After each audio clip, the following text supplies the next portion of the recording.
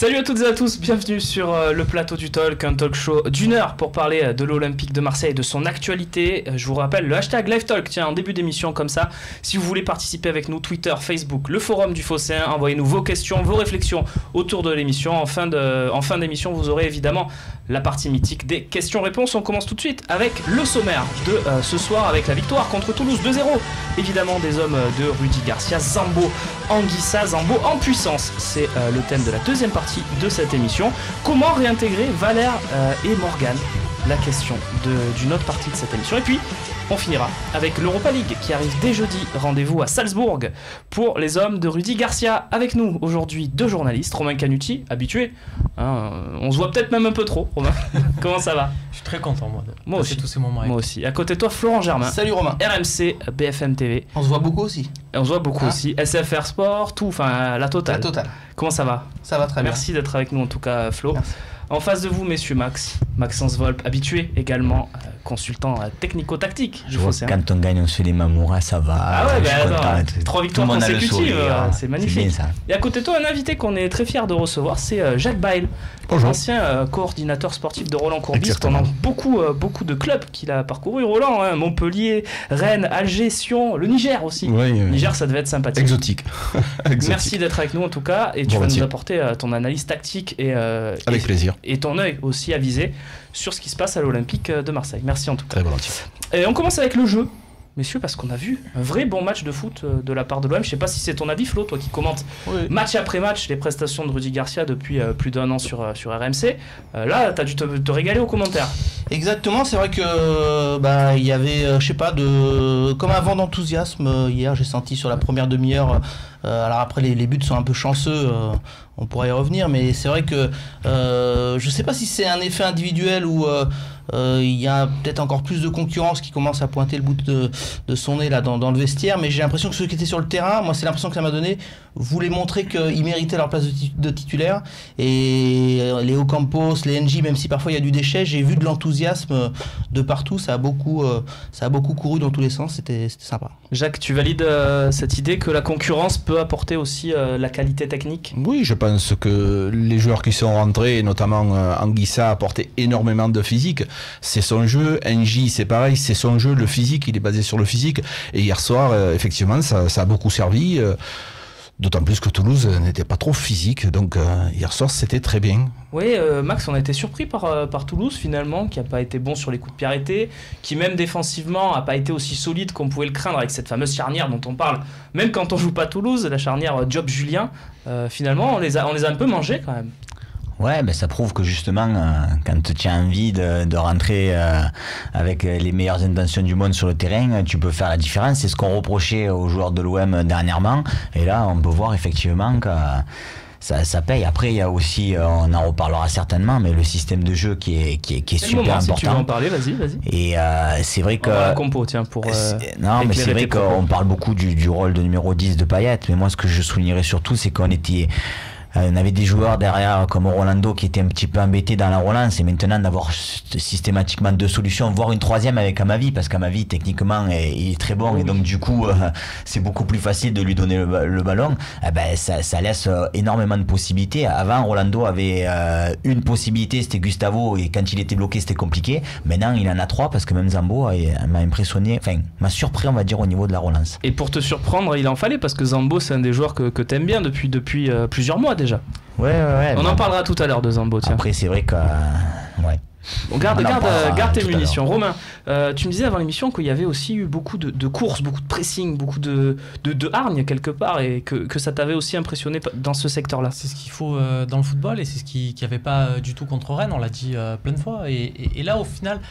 Ça permet de s'apercevoir que le stade s'est enflammé pour cette équipe. Pourtant, il n'y avait pas les stars du mercato. Et ça prouve bien que la majorité des supporters olympiens ne sont pas là pour juger d'un recrutement hâtivement. Mais eux, ce qu'ils demandent, c'est une équipe qui joue avec envie, qui leur ressemble.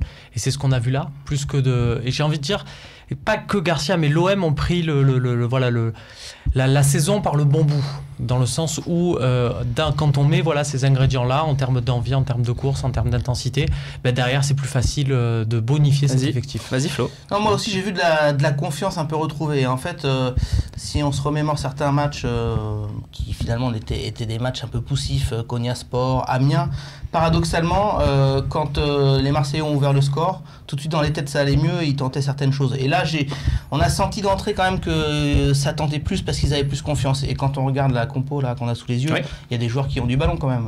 Fallait pas tout rayer d'un coup, c'était évident. C'est pas parce qu'il y a des critiques et qu'on tape sur un OM, c'est normal quand il y a 9 buts encaissés en 2 matchs qu'il y a la qualité technique des Thauvin, des Gustavo, des Payet, elle est à oublier. C'est la preuve qu'il y a quelque chose qui est en train de se créer.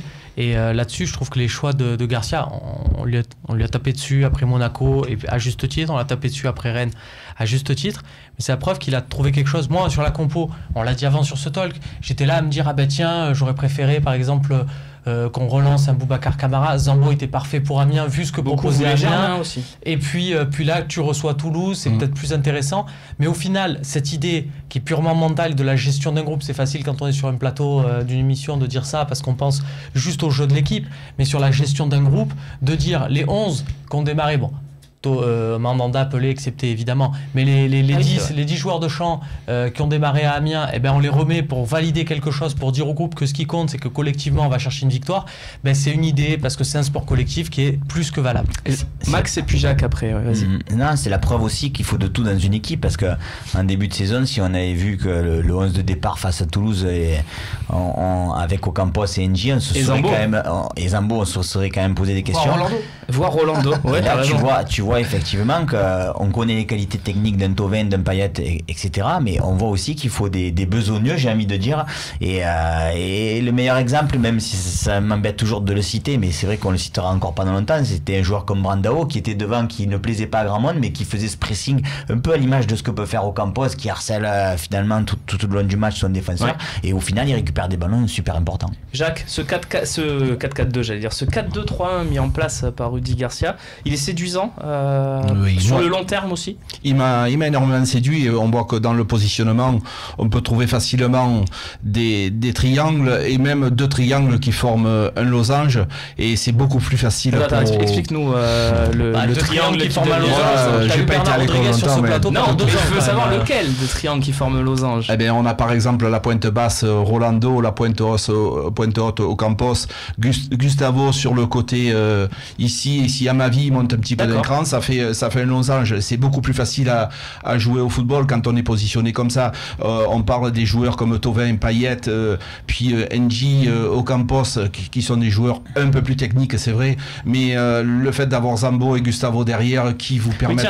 Restons là-dessus avec toi, Jacques. Ces 2 lignes-là, Rami Rolando, Zambo, Gustavo, on a l'impression qu'on joue avec 2 charnières et que c'est impassable sur les derniers matchs, sur Amiens et sur Toulouse, parce qu'on n'a pas joué évidemment le PSG, Monaco dans cette composition tactique, mais ces 2 lignes-là, c'est quelque chose de très fort aussi pour toi ? Oui, pour moi c'est important. Je pense que Zambo a été un peu plus offensif que Gustavo. Gustavo s'est positionné véritablement en 6 lors des attaques en phase offensive. Et Zambo Anguissa, lui, a apporté en phase offensive de grandes percées. Donc j'ai trouvé un très bon Zambo Anguissa. Oui, Flo, tu veux rajouter un truc ? Oui, je trouve qu'il y a une bonne complémentarité justement entre Rami et Rolando. C'est aussi pour ça qu'il faudra voir. Abdenour va revenir de blessure, mais est-ce qu'il va revenir tout titulaire ? C'est pas forcément gagné, parce que Rolando a son mot à dire, on l'a vu. Et puis Zambo, je pense qu'il va beaucoup progresser aux côtés de Gustavo. C'est-à-dire que c'est quand même un jeune joueur, on le sait, qui a déjà les qualités physiques qu'on va pas décrire, mais je veux dire, il a peut-être besoin d'avoir un joueur d'une sérénité comme Luis Gustavo à ses côtés pour s'exprimer, et donc ces 2 paires-là, elles sont intéressantes à ce niveau-là, je pense, au niveau de la complémentarité et de ce que les uns et les autres peuvent pratiquer quand ils seront associés. On parlera de Rolando tout à l'heure, de Zambo tout à l'heure. Vas-y, je t'en prie, tu veux rajouter quelque chose ? On en revient à ce qu'on disait sur le recrutement, c'est-à-dire qu'il ne faut pas juger le recrutement où on dit on a recruté des trentenaires, il n'y aura pas de revente, ce fameux argument. Comment tu le revends Payet ? Voilà, il ne faut pas le juger comme ça, mais ça prouve que quand tu recrutes un Rami, quand tu recrutes un Luis Gustavo, ils sont peut-être trentenaires, mais ça te bonifie les mecs qui jouent avec avec eux sur le côté. Et donc, du coup, quand plus tard tu seras peut-être amené à vendre un Zambo, eh ben, tu le vendras plus cher grâce tu peux le vendre, à Luis Gustavo. s'il progresse, tu peux le vendre 20-25 en Angleterre en fin de saison. Calme-toi. Non, calme-toi. On a vu des mecs chaque chose qui sont en sortis pour évidemment, beaucoup on d'argent. embrasse d'ailleurs Ndong qui était passé à Lorient. Là, Oui, voilà. 20 millions à. Où ça 15 millions pour Sunderland. Je crois que c'était 20 même. On regardera, on vérifiera. En tout cas, ouais. On va regarder le but de Florian Thauvin avec Maxence. Tiens, on parlait d'envie sur ce but. Il est catastrophique dans la enfin pas dans la construction, mais dans la finition. Mais au niveau de l'envie, il y a quelque chose. La construction de départ est intéressante. Après, c'est vrai qu'il y a ce cafouillage. Après je suis obligé d'être honnête envers moi-même et j'ai toujours relevé les erreurs d'arbitrage. Pour moi, on peut m'expliquer en long, en large et en travers. Regarde, il a le dos tourné, le 8, là, quand il remet le ballon à Thauvin. Donc pour moi, c'est complètement involontaire comme passe. On a eu beaucoup de fois ce débat. Et le règlement, il est complètement clair. S'il n'a pas été involontaire, il est hors jeu. Donc il joue pas volontairement le ballon. Pour toi, il veut pas. C'est botter délibérément le ballon. Dans la loi, je sais plus combien, la loi 12, je crois, ou la loi 9. Si tu regardes au moment où il touche le ballon, il a la tête tournée, il est en train de pas. Donc pour toi, il joue pas le ballon volontairement. Après, vous êtes d'accord, il y avait hors-jeu? Tiens, non, mais petit tour de table. Moi je suis d'accord, il y a hors-jeu. Romain? Ouais, je pense aussi que. Oui, c'est un petit hors-jeu, allez. Bon, allez. On en profite un peu. On n'a pas de pénalty, mais on a des buts passe hors-jeu. décisive par contre à Ocampos. C'est magnifique. Qui lui aussi fait peut-être pas exprès de jouer le. Peut-être, je sais pas. Ouais, peut-être. En tout cas, Pascal Duprat qui en parlait en conférence de presse a dit on va pas parler de ce truc-là parce que ça serait arrivé 5 minutes plus tard, 5 minutes ou 10 minutes plus tard. C'est ce qu'on dit généralement des fois quand l'OM prend des volets. Quand Rudy Garcia nous avait expliqué par exemple que la défaite contre Monaco était due à l'arbitrage, on lui avait envoyé balader sur ce plateau. Donc là, on peut le faire. Quand même, voilà, on dit hors jeu, mais bon, il faut vraiment analyser. 10 fois, et on n'est même pas sûr. Moi, sur le. T'es sûr à 100%? Non, mais en direct, j'ai dit, mais non, c'est le Toulousain qui la touche. J'étais au stade, j'ai dit, il n'y a pas hors jeu. Mais après, quand tu regardes l'image, tu te dis, oui, il la touche, effectivement. Je pensais que ça a joué dans l'esprit de l'arbitre. Je crois qu'en direct, personne n'a compris vraiment ce qu'était cette action. La vérité, c'est ça.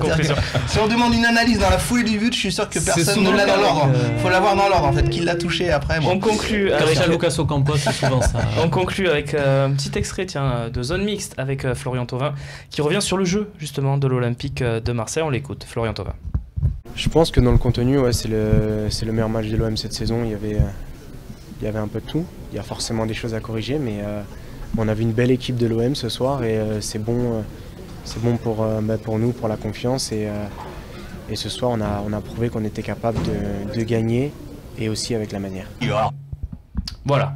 Le meilleur match de l'OM cette saison, en espérant que ça soit battu très rapidement, comme le meilleur match de la saison, mais c'est en tout cas un match référence. On va parler de Zambo Anguissa, on va essayer vraiment de décrypter ce qu'il apporte et ce qu'il peut encore progresser. Voilà. On va parler du Camerounais de l'Olympique de Marseille.